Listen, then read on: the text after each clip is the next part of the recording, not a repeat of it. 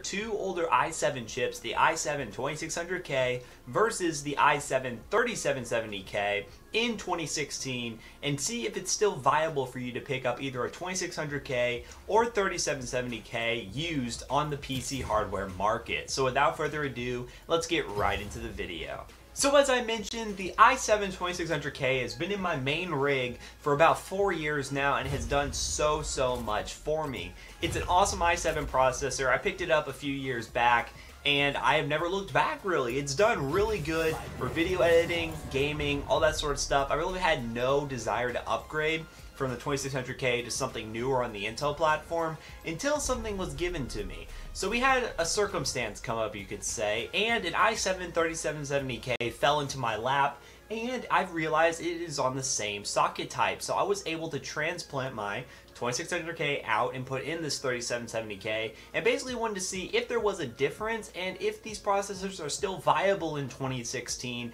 and are pretty good for gaming or whatever you want to do.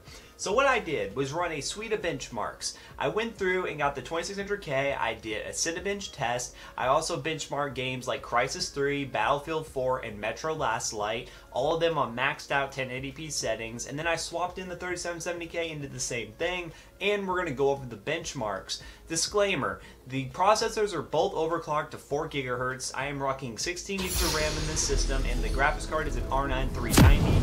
I tried to turn off as much anti-aliasing and resolution bump that I could to limit GPU usage. I really wanted to focus on the CPU usage and pushing the CPU to its absolute limits. So 1080p was a prime resolution without bumping up too high to where it was more reliant on the GPU than the CPU.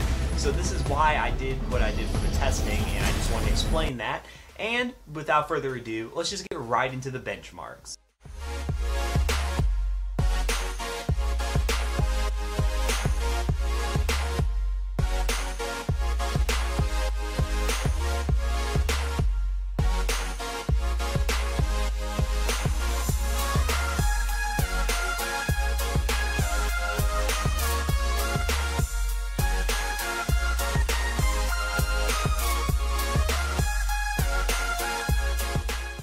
Alright guys, so now that you've seen the benchmarks, you can pretty much tell that these processors are pretty much identical. So what gives? What's the point of having a 2600K and a 3770K and they're pretty much the same thing?